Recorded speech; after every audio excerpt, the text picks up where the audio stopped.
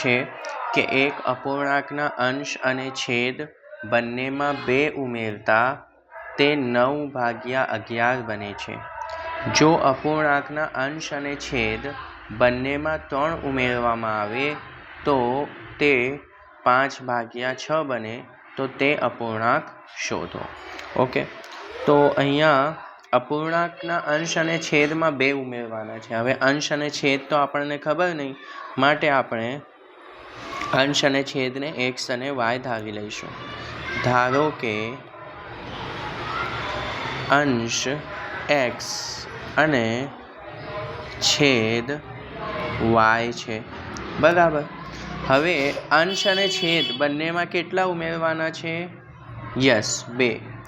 તો અંશમાં 2 ઉમેરવા, તો અહીંયા હું લખીશ કે અંશ અને છેદ બંનેમાં 2 ઉમેરતા, તો અંશમાં 2 ઉમેરીએ. અંશને આપણે શું ધાર્યું છે? x, તો x + 2, અને છેદને શું ધાર્યું છે? y, તો y + 2.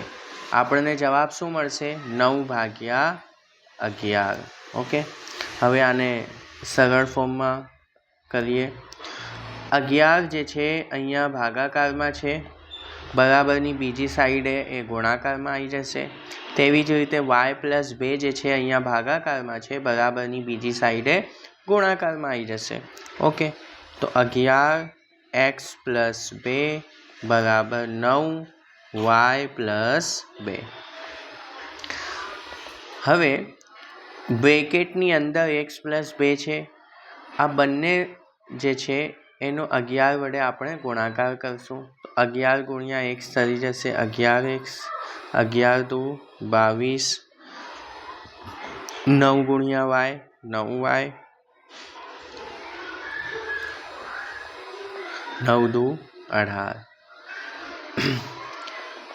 હવે સજાતીય પદ લાઈક ટર્મ્સ એનો પ્લસ માઇનસ કરીશું. અહીંયા સજાતીય પદ છે 22 અને 18. ઓકે, તો 11x + 1 મિનિટ બરાબરની બીજી સાઈડે +9y છે, અહીંયા આવી જશે, તો -9y બરાબર 18 + 22 -22 થઈ જશે. તો 11x - 9y બરાબર 18માંથી 22 જાય તો -4. કઈ રીતે? તો -22 + 18 માઇનસ થઈ જશે. ઓકે, એટલે 22માંથી 18 જાય તો 4, અને અહીંયા 22 અને 18માંથી મોટી સંખ્યા 22 અને એની આગળ નિશાની માઇનસ છે, એટલે -4. ઓકે, તો આ એક સમીકરણ આવી ગયું આપણી પાસે. હવે શું કીધું છે કે જો અપૂર્ણાંકના અંશ અને છેદ બંનેમાં 3 ઉમેરીએ, અંશમાં બી 3 અને છેદમાં બી 3 ઉમેરીએ, તો આપણને 5/6 મળશે. તો હું લખીશ કે અંશ અને છેદ બંનેમાં 3 ઉમેરતા, તો અંશ છે x, એમાં 3 ઉમેરી દઈએ, છેદ છે y, એમાં 3 ઉમેરી દઈએ, તો આપણને શું મળશે? 5/6. ઓકે, 6x + 3 બરાબર 5, y + 3. કઈ રીતે? તો અહીંયા 6 ભાગાકારમાં હતું, બરાબરની બીજી સાઈડે ગુણાકારમાં લઈ લાવ્યા આપણે. 5 અહીંયા ગુણાકારમાં હતું, સોરી y + 3 અહીંયા ભાગાકારમાં હતું, બરાબરની બીજી સાઈડે આપણે લઈ આવ્યા અહીંયા તો ગુણાકારમાં. ઓકે, 6 × x 6x, 6 તરી 18, 5 × y 5y, 5 તરી 15. તો 6x + 5y બરાબરની બીજી સાઈડે -5y બરાબર 15 - 18. તો 6x - 5y બરાબર -18 + 15, પ્લસ માઇનસ 3, મોટી સંખ્યા -3. સમીકરણ નંબર 2.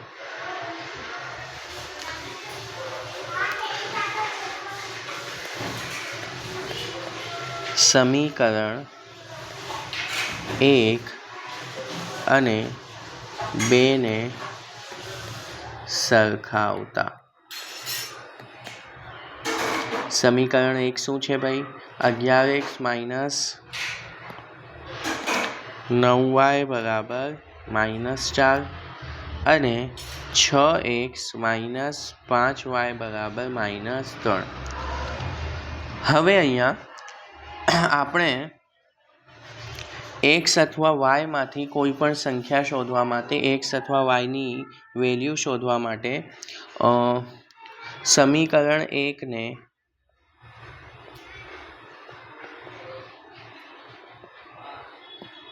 પાંચ વડે અને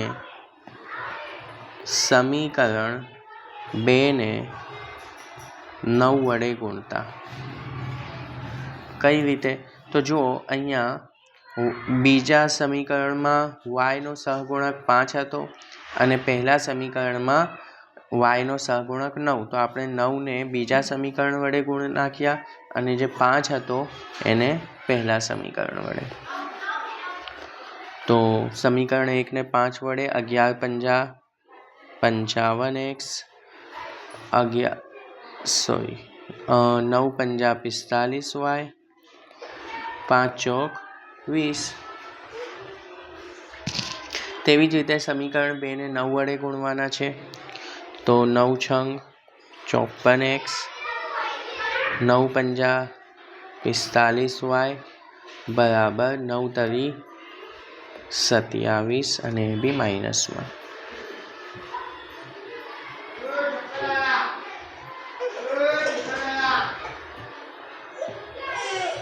હવે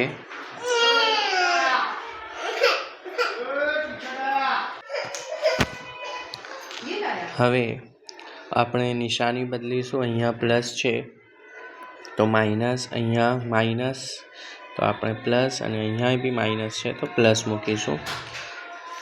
જો +55x છે અને એમાંથી આપણે હવે આ સાઇન નહીં જોવાની, આ સાઇન જોઈશું. -54 તો પ્લસ માઇનસ માઇનસ, 55માંથી 54 જાય તો 1x. જો અહીંયા પ્લસ -45y અને આ નિશાની નહીં જોઈશું, આ જોઈશું. તો +45 - 45 કટ. ઓકે, બરાબર -20 +27.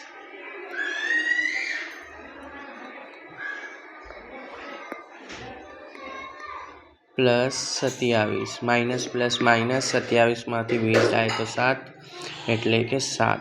તો x બરાબર 7. xની કિંમત શું આવી? 7. હવે કોઈ પણ એક સમીકરણમાં xની કિંમત મૂકીશું. તો અહીંયા આપણે સમીકરણ 1 લઈ લઈએ. 11x - 9y બરાબર -4. ઠીક है.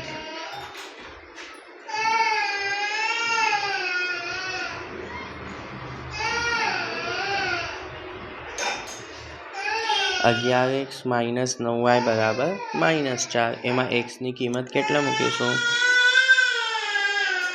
માં x બરાબર 7 મૂકતા.